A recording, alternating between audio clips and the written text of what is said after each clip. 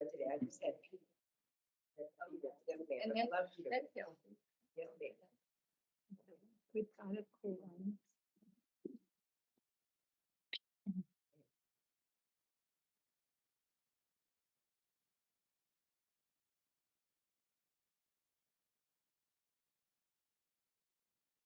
So when we go live. It is live. Okay, thank you.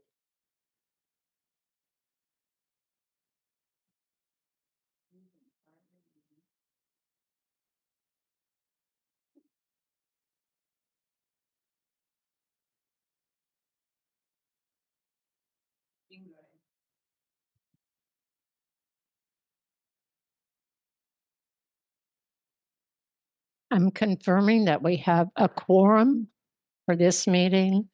We're going to start the meeting and then we're going to adjourn and go upstairs and have our executive meeting. Then we'll come back.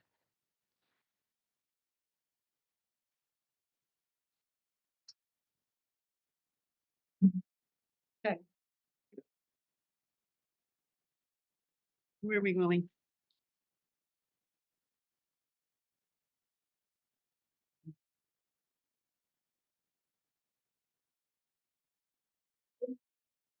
So yeah, I was on my bike. I'm still not used to your new car. I need to chat to you in this. Oh, sure. I brought you some gifts. On the right? No, I didn't bring that.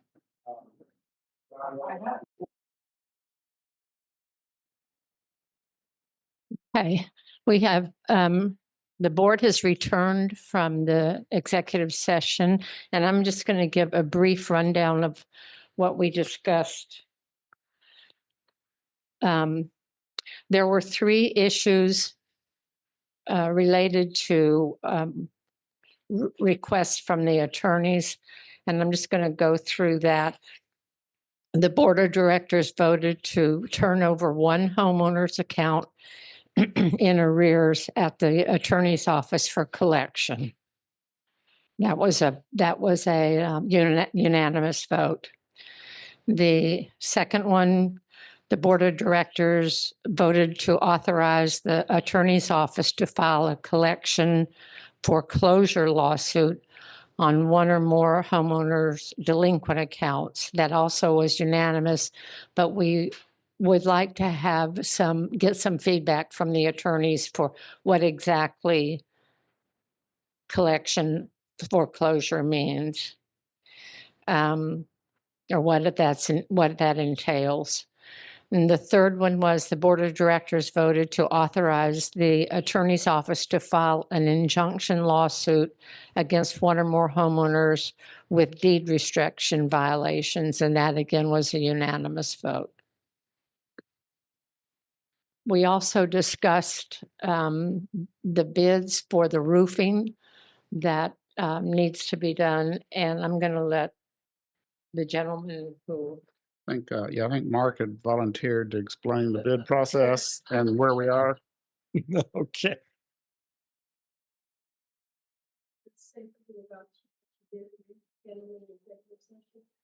I'm sorry, I can't understand. My voice is kind of lost.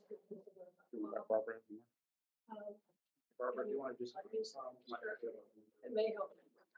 This may help because when I was home, I can't hear you anyway or I can't hear people who are talking because they don't have the microphone. But one of the things I noticed in following what's been due in arrears that's over 90 days, the number's gone up excessively, and we do have one, I think, that's already had some legal action taken. I never looked at what the calculation was on how we get there on what we're charging people when they are late.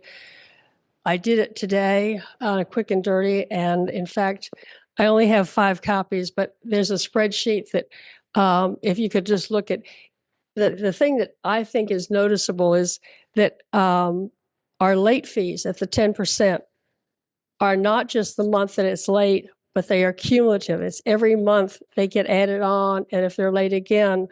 And on the example that I did, it ends up, to me, it's egregious, the amount of money that we're for collecting on late fees. And I just would like the board, there's some flexibility in there as far as when they're applied or procedures you take.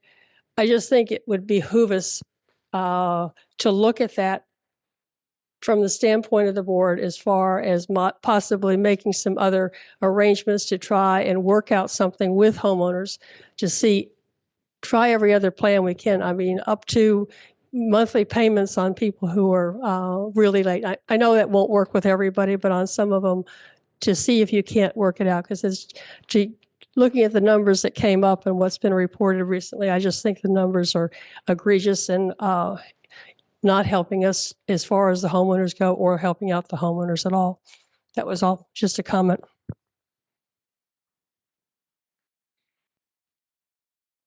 All right. Thank you, Barbara. Okay.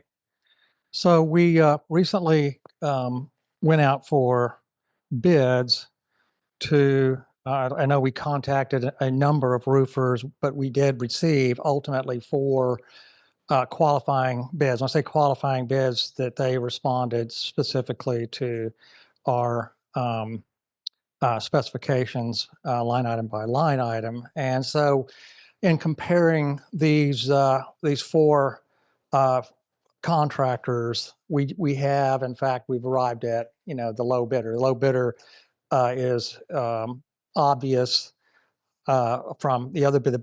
Most of the bids were very close and tight together, so we feel pretty good about how these bids were reviewed and responded and analyzed by the bidders. So we think it's a good competitive bid, but again, we have one low bidder, and the low bidder, based on all of our requirements and their response and their price, is Wabo Roofing. So we will now, I would like to make a motion to the board based on our review of all the bids comparatively to award Wabo Roofing. What's the rest of their name? Roofing.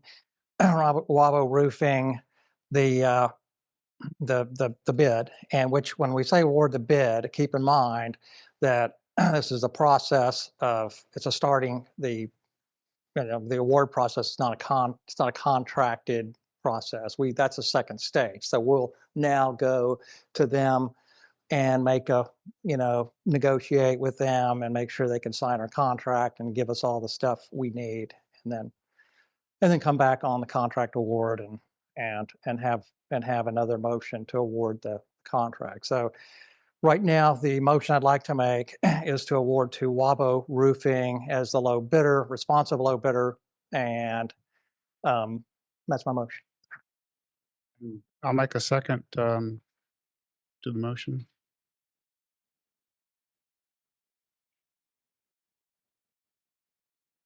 All in favor of accepting Wabo as our low bid for the roofing? Anybody opposed?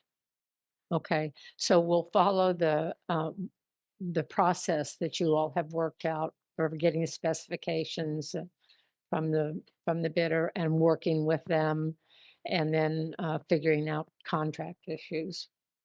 Is that correct? Just have one question, is that, will that information as far as the bids and the review that you will that be included in the stuff that's posted on the Google Drive, so that we're aware of how it's been done?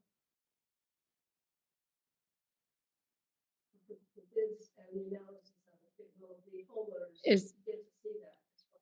I'm not saying we have any input, just did we get to see that as part of what's available to us on Google Drive? We'll have to think about that because I'm not sure how beneficial that will be.